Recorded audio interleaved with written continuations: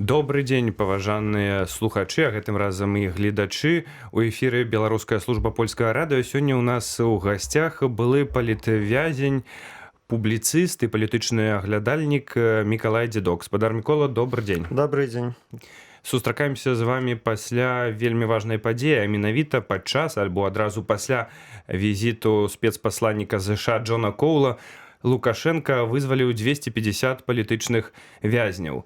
І толькі 15 з іх былі дэпартаваныя. Сярод вызваленых такія вядомыя постаці, як журналістка Кацярына Андрэева, блогер Эдуард Пальчыс, а таксама праваабаронца Валентин Стефанович. Што вы можаце сказаць на гэты конт? Гэта працяг гандлю ці гэты гандаль захаду з Лукашэнкам мэтазгодны, калі зараз зноў адбылася такая маштабная хваля вызваленняў, самая вялікая? Глядзіце, адказваючы на пытанне мэтазгодны, трэба перш за ўсё аговорыцца мэтазгодны для каго. Канешне, калі мы гаворым пра нас, пра грамадзянскую супольнасць Беларусі, мы вяртаем сваіх людзей з няволі. Мы вяртаем сваіх, образно кажучы, байцоў у нашу армію, так, армію палітычных актывістаў, журналістаў, праваабаронцаў, дэмакратычна людзей, якія гатовыя змагацца ў будучыні і зараз ужо за дэмакратыю Беларусі. Канешне, для нас гэта добра, для нас гэта будзе мець пазітыўны вынік. Але ў той жа час адбываецца які працэс? Здымаюцца санкцыі з беларускага рэжыму. Гэта значыць, што з'яўляюцца лазейкі для той жа РФ узмацняць свой вайсковы і эканамічны патэнцыял. То бок, канешне, гэта будзе мець негатыўныя наступствы. Для, мажліва, некаторыя хай ускосныя негатыўныя наступствы для Ўкраіны.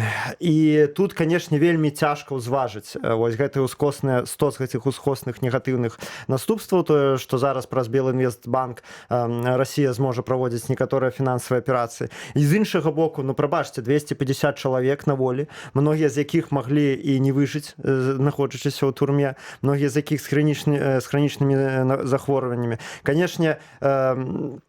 Канешне, высновы і вынік гэтага, калі іх браць глобальна, неадназначны. Але для нас усіх, для дэмакратычнай супольнасці, гэта вялікая радасць, гэта вялікае свята. Мы бачым сваіх сяброў, таварышаў, хтосьці сваіх родных на свабодзе. Я ось асабіста радаваўся там за сваіх знаёмых, якія ўжо, прабачце, 5,5 год сядзяць у гэтых катавальных умовах, у нелюдскіх умовах.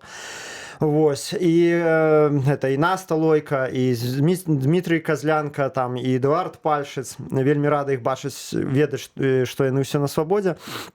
Таму я ўсё ж такі лічу, што ўсё ж такі для мяне, на маім узроўні, тут я не магу быць 100% аб'ектыўным, на маім узроўні пазітыўныя наступствы пераважаюць. Ну і не будзем забывацца, што ўсе гэтыя людзі сеці, там 250 чалавек, а асабліва 15 дэпартаваных, гэтыя людзі, канешне, ўключацца ў барацьбу за лепшую Беларусь і за падтрымку Ўкраіны таксама. Так што хочацца верыць, што ў даўгатэрміновай перспектыве санкцыі сёння іх знялі, заўтра іх можна накласці ізноў, калі сапраўды будзе такая патрэба, але галоўнае, мы захавалі жыцці нашых людзей. Уласна, пытанне ў тым, што раней хвалі такіх вызваленняў адбываліся на фоне адмены часткі санкцый, як і ў гэтым выпадку, але людзі былі выдалены.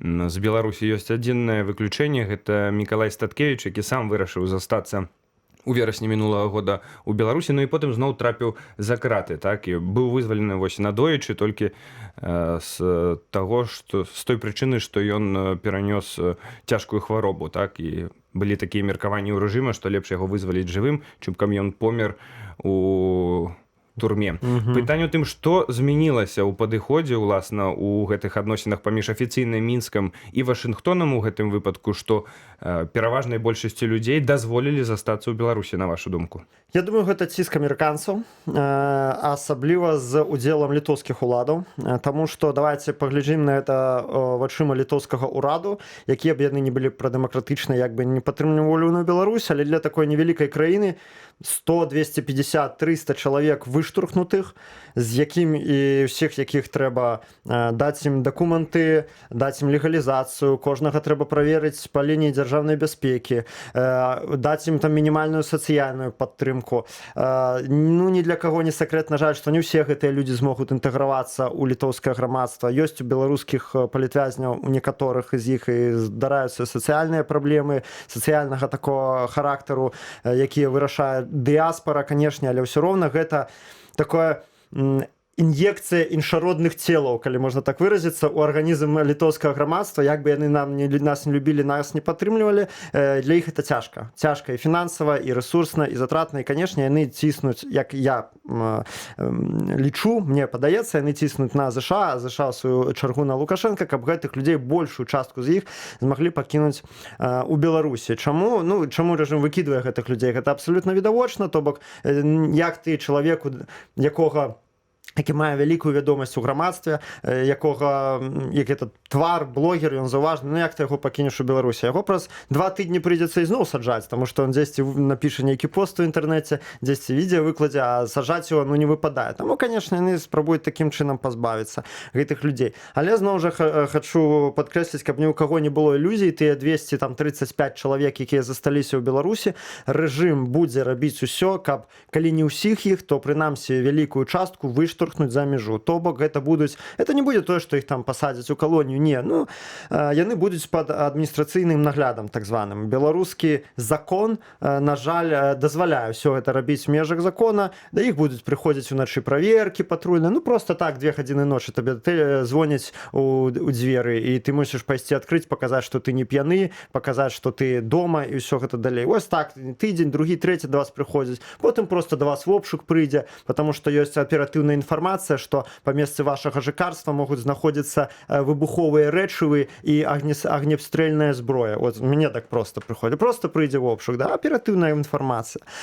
Потым дзесьці акажацца, што вы не там, не ведаю, припаркаваліся, займаліся дробным хуліганствам, вас пасадзяць на суткі, і так тыдзень, другі месяц, другі, трэці, шмат людзей вытрымае жыць у такім рэжыме. Я думаю, канешне, большасць людзей вырашыць з'ехаць у іншую краіну, іх будзе вот такім чынам выштурхаць паціху, але затое перад амерыканцамі як бы вось прыгожая карцінка, вось глядзіце, мы вызвалілі, што вы яшчэ хацелі. Власна, вяртаючыся да Літвы, тут адно з галоўных пытанняў хіба гэтага гандлю рэжыма Лукашэнкі з амерыканцамі, гэта адкрыццё, напэўна, порту ў Клайпеды для беларускага калію.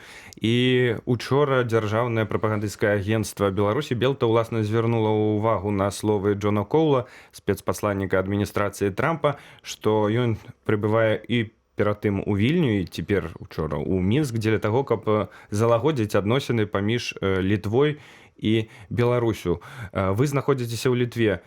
Наколькі гэта праўдападобны варыянт таго, што Літва, нягледзячы на еўрапейскія санкцыі, пад уласна ціскам Амерыкі, ўсё ж такі адкрые свой порт у Клайпеды для беларускіх угнаенняў. І, напэўна, гэта вельмі важнае пытанне зараз для рэжыму. Адначасова бачым сітуацыю, што еўрапейскія фуры, пераважна літоўскія, дагэтуль захоплены фактычна на тэрыторыі Беларусі. Канешне, аб'ектыўна я не магу залезці ў галаву Інгі Ругінене і даведацца, што там яна думае наконт адкрыцця Клайпедскага порту. Літва дзяржава дэмакратычная, там існуюць розныя пункты гледжання на тое самае пытанне. Я скажу толькі, што, на мой погляд, калі прямо зараз взять рэжыму, ні за што взять, пааткрываць гэтыя порты доступ, гэта будзе велізарнай памылкай. Дапускаць гэтага не можна, гэта будзе ўспрынята рэжымам, па-першае, як слабасць. Вось мы зноўку прадавілі гэтых слабенькіх еўрапейцаў. Нахілілі па тэрміналогіі Лукашэнкі, так? Па-другое, гэта каласальная валютная выручка для рэжыму, гэта мажлівасць абыходзіць санкцыі для Расіі. Гэта будзе зноў жа вялікі удар па Украіне.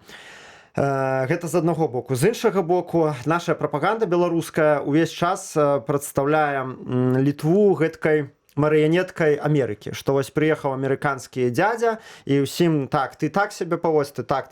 Ну і Польшу яны так і таксама прадстаўляюць, што, маўляў, вось ім з вашынгтонскага абкаму падаюць увесь час указіўкі, як сябе рабіць. У рэчаіснасці гэта не адпавядае праўдзе, гэта не так. І мы бачым, што Еўропа можа прымаць самастойныя рашэнні. Не ў інтарэсах Еўропы размарожваць эканамічныя санкцыі ў дачыненні да Беларусі, таму што тым самым яны б'юць па ўкраіне, па бяспецы ўкраіне, а Украіна зараз стрымлівае, всем гэта відавочна, стрымлівае расійскую агрэсію ад паходу на захад. Ось. Таму, канешне, яны сабе ў ногу страляць не будуць. Я так лічу, я упэўнены, што пад ціскам нават амерыканцаў Літва не прагнецца і не зробіць гэтага, прынамсі ў бліжэйшы час, прынамсі без істотных саступак па цэлым шэрагу пытання з боку лукашэнкаўскага рэжыма. Напрыклад, якіх? Давайце удакладнім, бо і так ужо вельмі шмат з перспектывы тых сілавікоў і ўвогуле сілавога блоку вельмі шмат саступак рэжым ужо зрабіў. Тут нават пытанне, як Лукашенко зараз будзе тлумачыць гэтую хвалю вызваленню і нават той факт, што гэтыя палітвязні ў большасці сваёй засталіся ў Беларусі свайму сілавому апарату. Ці не выключа гэта нейкае браджэнне, ці яны такія служывыя людзі, што зразумеюць усё.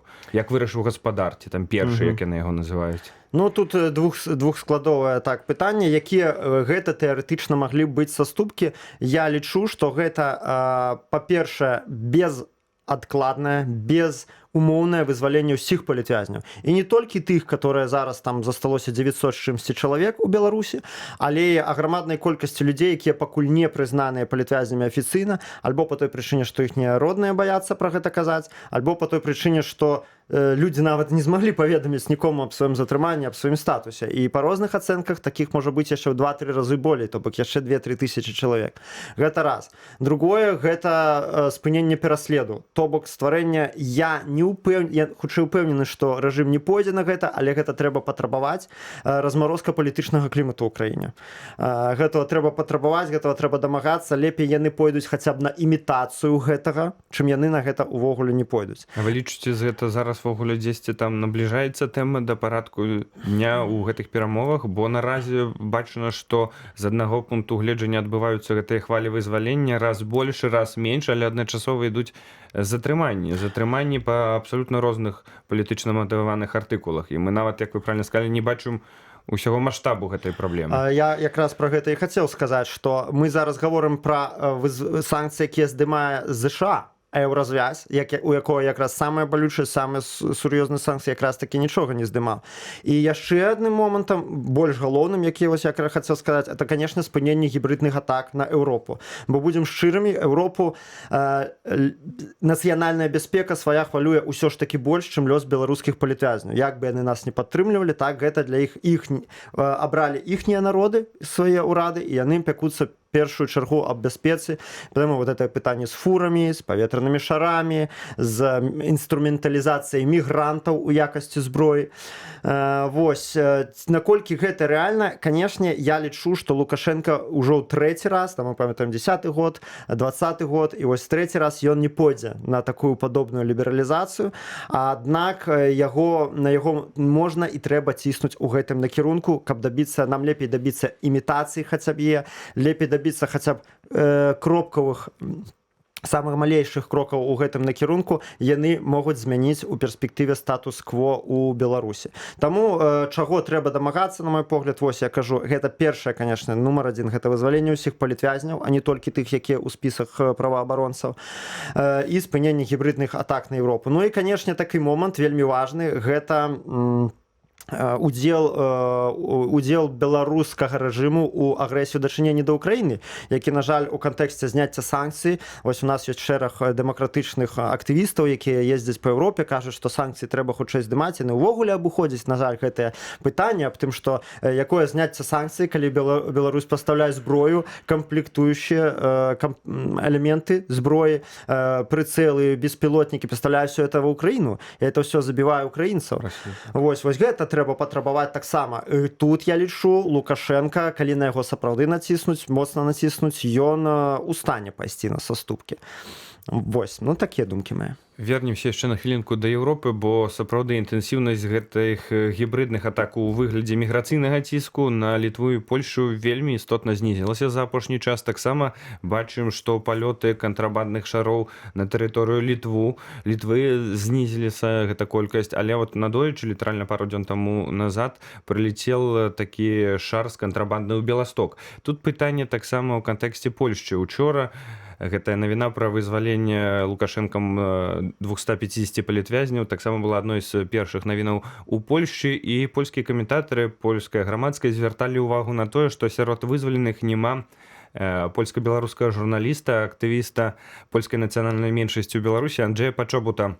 Як вы лічыце, чаму рэжым дагэтуль трымае ў сваіх засценках Анджэя, хаця, гледзячы на тое, як уласна паводзіць сябе афіцыйная Варшава ў адносінах да афіцыйнага Мінску, былі зроблены з боку Варшавы істотныя, як нам здаецца, саступкі. А менавіта была адкрытая мяжа, быў адноўлены чыгуначны рух у Цірасполі, які на пэўны час спыняўся, але пачобут дагэтуль застаецца за кратамі. Што вы думаеце на гэты конт? Чаму яны так сябе паводзяць? На гэта ёсць два адказы, дакладней две прычыны: іррацыянальная і рацыянальная.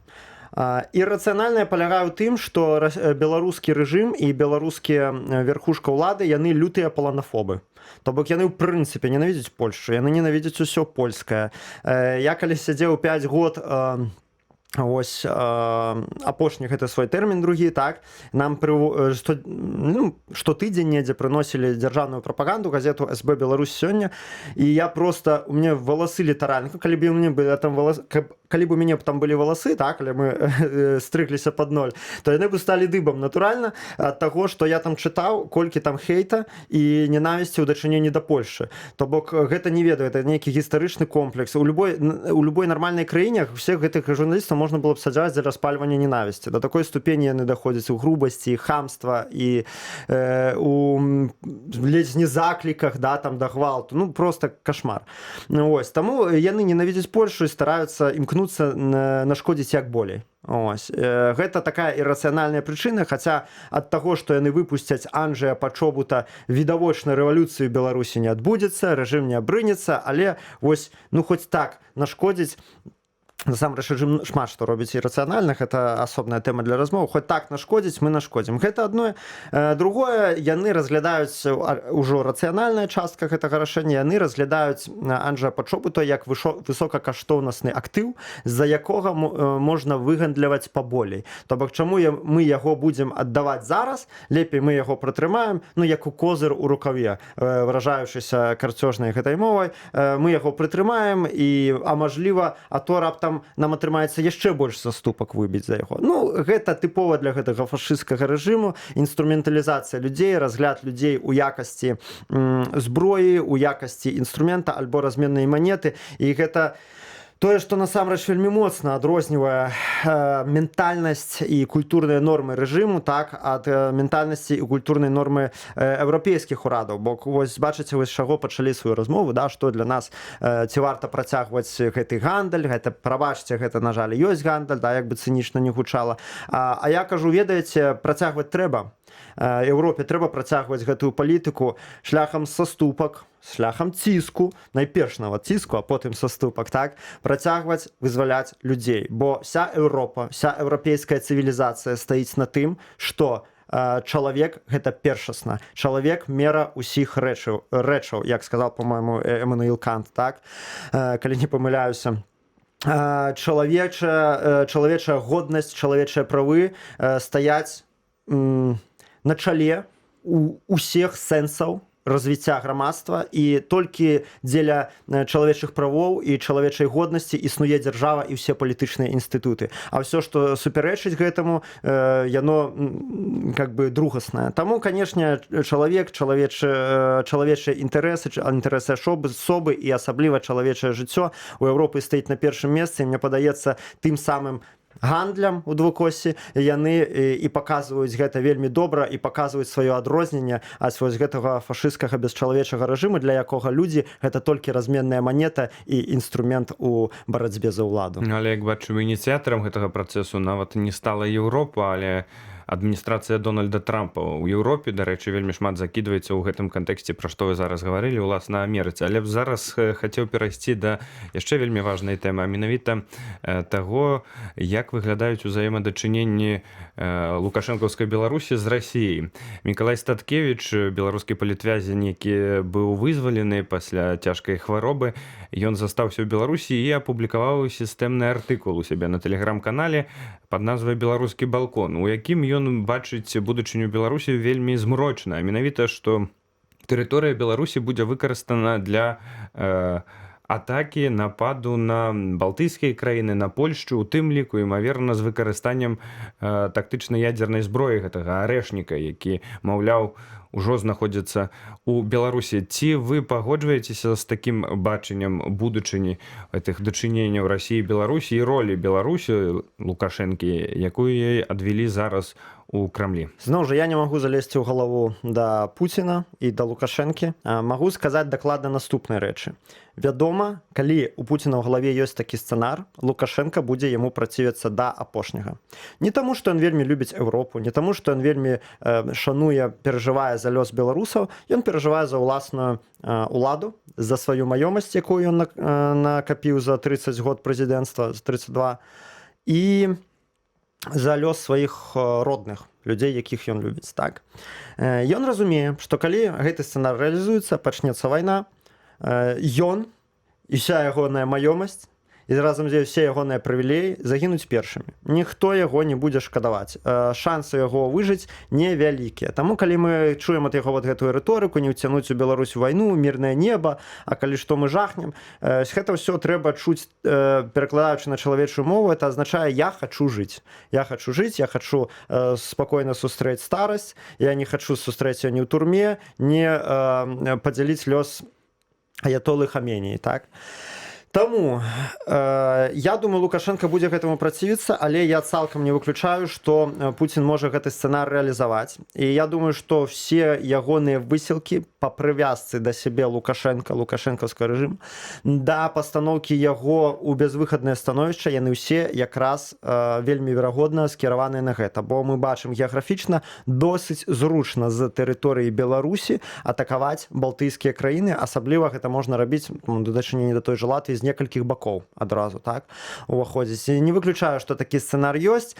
І гэта той лёс, які з вялікай верагоднасцю напаткае Беларусь, калі мы будзем граць у нейкі нейтралітэт. Разумееце, ёсць таксама шэраг беларускіх актывістаў, якія кажуць, што Беларусь мусіць абраць варыянт Фінляндыі пасля 45-го года, пайграць у нейкі нейтралітэт, вот это вот вся балбатня пра мост між захадам і ўсходам, не трэба нам ні ў якія блокі ісці. Я лічу, што з такім суседам, як Расія, ніякі нейтралітэт немажлівы.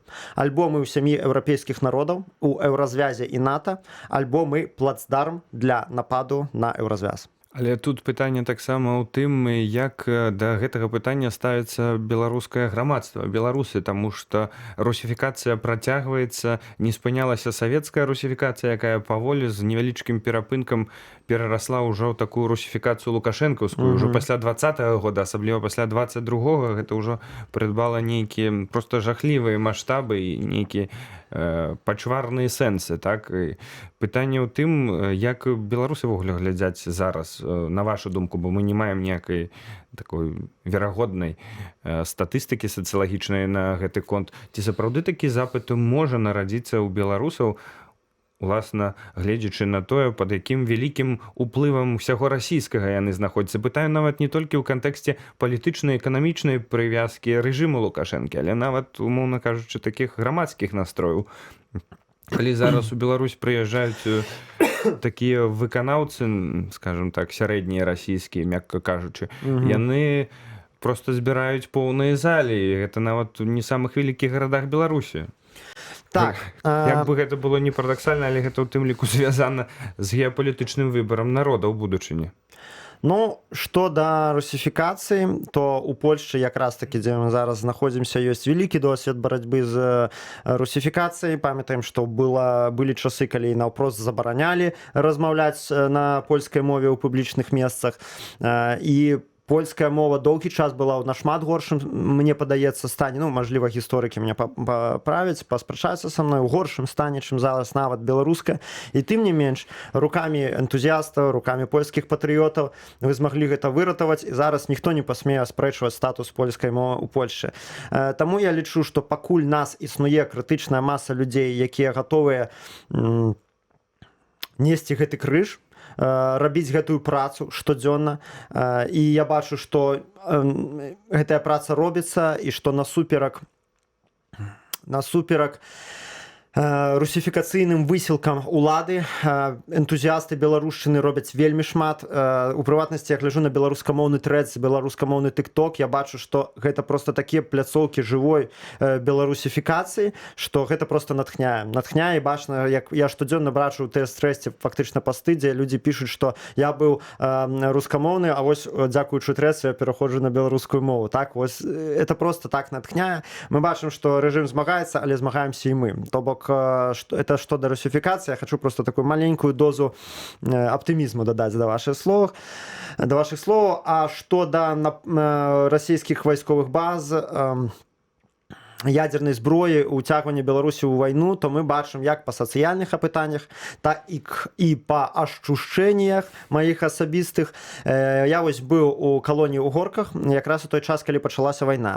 Каб вы ведалі, строгі рэжым у калоніі гэта татальна прарасійская публіка. Гэта людзі, у якіх рускі мір у галаве, з імі проста немажліва размаўляць на палітычныя тэмы. Ну там жах, весь просто набор гэтых жахлівых стэрэатыпаў, абразаў, там дачынення да ўкраінцаў, да захаду, мерзотнасць карцей. Але як толькі заходзіць гаворка пра ўдзел Беларусі ў вайне, усе яны рукамі-нагамі ўпіраюцца і кажуць: крый Божа, каб у нас была вайна, да, там Путін красава, Крым наш, але мы не-не-не-не-не-не, ні ў якім разе, вось мы за іх будзем заўзець, калі ласка, хай яны там з бандеравцамі ў дукосе так змагаюцца, а мы будзем у баку стаяць. То бок все, канешне, вельмі баяцца гэтай вайны, не хочуць удзелу Беларусі ў вайне. Гэта такі рэдкі пункт, па якім погляды праўладных беларусаў і супрацьуладных беларусаў супадаюць ледзь не на 100%. Таму ў гэтым плане, канешне, Лукашенко таксама разумее, што тут грамадскай падтрымкі будзе-якая агрэсія з боку Беларусі, будзе-які прамы ўдзел беларускіх войскаў у нейкіх войнах абсалютна не атрымае падтрымкі, і таму гэта яшчэ адна прычына, чаму ён рукамі-нагамі у гэта ўпіраецца, не дазваляе гэтаму адбыцца. Вы крыху закранулі гэтую тэму, пытанне ўласна пра тое, ці ўнутры сістэмы рэжыму Лукашэнкі яшчэ засталіся людзі, якія патэнцыйна могуць быць хаўруснікамі ў гэтых пераменах у Беларусі. Гэта крытычна важнае пытанне, асабліва з перспектывы трансфармацыі, якая, напрыклад, адбывалася ў краінах цэнтральнай, усходняй Еўропы, на Балканах пасля падзення камуністычных рэжымаў, што так ці інакш зводзіцца гэты працэс да таго, што рашаючую або вельмі важную ролю ў гэтых працэсах будуць адгрываць людзі, якія дзесяцігоддзямі перад гэтым знаходзіліся ўнутры сістэмы. Пытаю, таму што надойчы на вашым месцы сидзела Аксана Колпа, беларуская журналістка, таксама была палітзняволеная. Яна казала, што ўнутры сістэмы яна асабістая. Я знаёмы яшчэ дагэтуль нават сустракаюць людзей, якія сапраўды прыхільныя гэтым нейкім каштоўнасцям, нейкім пераменам, але проста вымушаны функцыянаваць у гэтай сістэме. Яны функцыянуюць без нейкай шчырасці ў гэтым всім, ну але такое просто жыццё. На ваш погляд, вы таксама правялі ў засценках вельмі шмат часу, вы арыентуецеся ў справе, ці такія людзі сапраўды там яшчэ засталіся, і ці іх дастаткова, каб потым быць у тым ліку рухавіком гэтай трансфармацыі? Людзі засталіся, яны ёсць, аднак дастаткова іх ці не, гэта ўжо больш складанае пытанне. Глядзіце, людзі ў дзяржаўнай сістэме, якія падтрымліваюць перамены, размеркаваныя па гэтай дзяржаўнай сістэме вельмі неаднародна.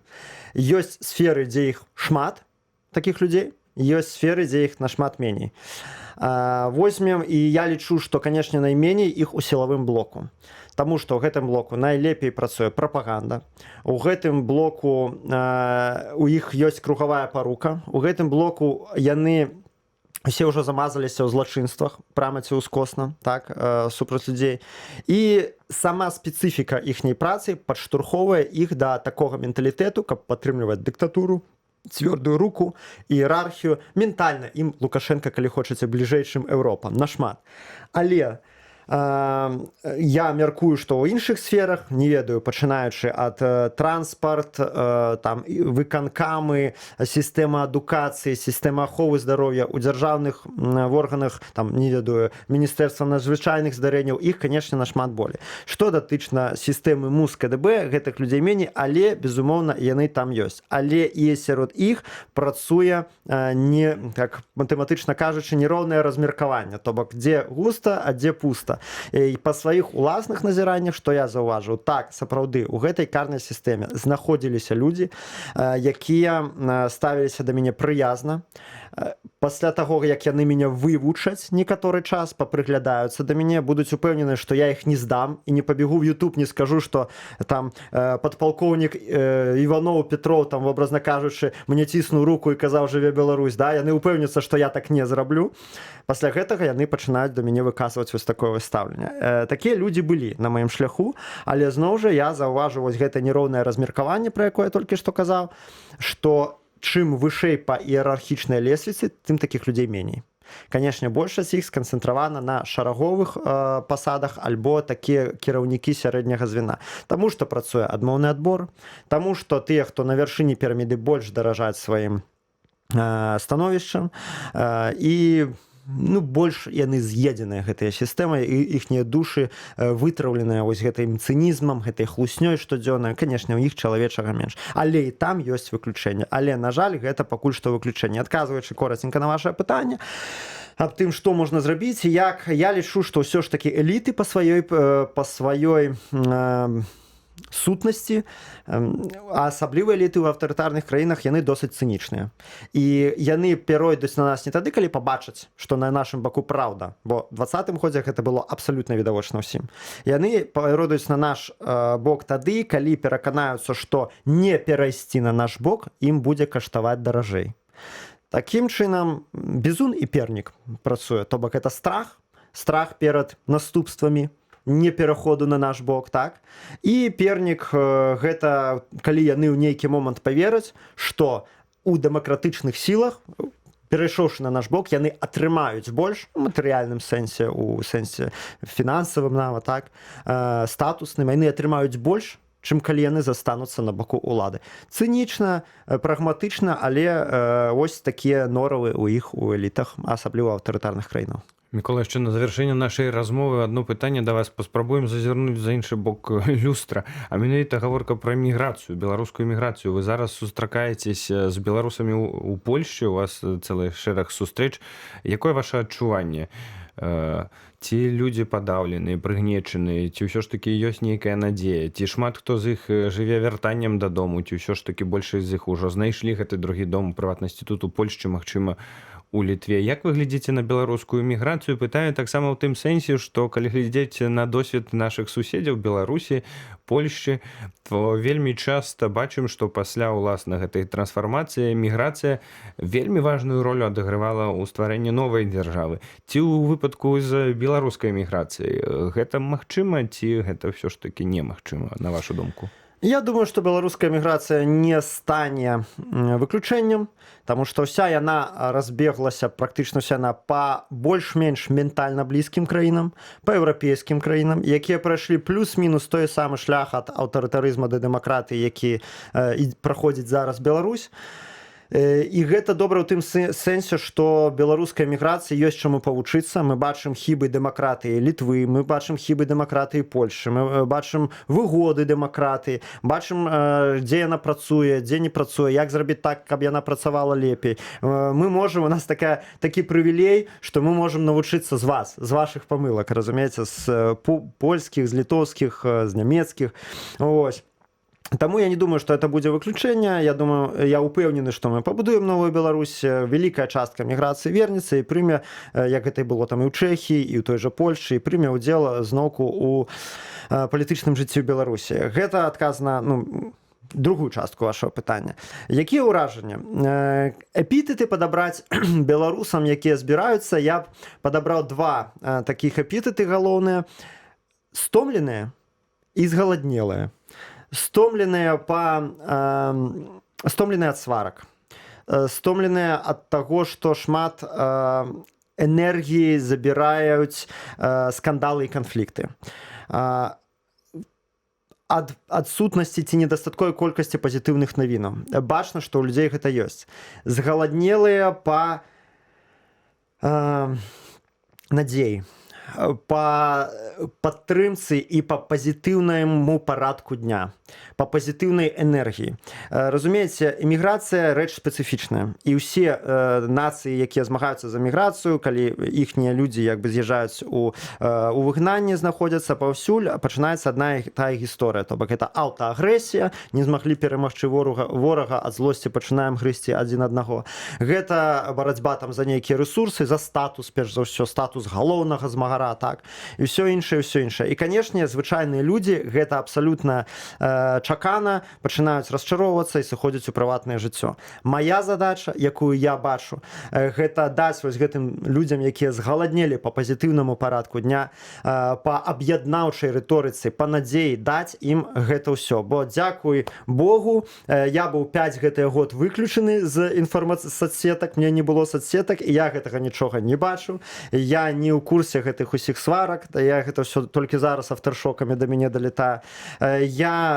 Все гэтыя скандалы абышлі мяне бокам, і во мне захаваўся гэты зарад пазітыўнай энергіі, які я зараз дзялюся. Я как бы добра, у меня, ну, крыху незамылены погляд, потому что у меня не было соцсетак. А калі судзіць по беларускаму жыццю, аб беларускім жыцці, аб беларускай міграцыі выключна па соцсетках, то, канешне, уражанне будзе жахлівае. І таму, канешне, я бачу вялікі запыт у людзей на аб'яднаўчую рыторыку, на ўзаемную падтрымку, на ўзаемна паважлівы дыялог, на спыненне сварак, скандалаў і ўсяго такога. І я стараюся людзям гэта даваць, і аграмадна дзякую ім за тое, што яны прыходзяць, слухаюць мяне і даюць мне бачыць, што мая праца запатрабаваная. Дасць Бог, такія сустрэчы яшчэ будуць адбывацца. Спадзяемся, што гэтая патрэба знойдзе водгук у такіх таксама людзях, як вы, якія прамаўляюць да беларускай дыяспары ў Польшчы, ў Літве. Гэтым завяршаем размову. У гасцях беларускай службы польскага радыё быў Мікалай Дзідок, беларускі блогер, палітычны аглядальнік і былы палітвязень. Мікола, дзякую вам вялікі за размову. Дзякую вам, жыве Беларусь. Жыве.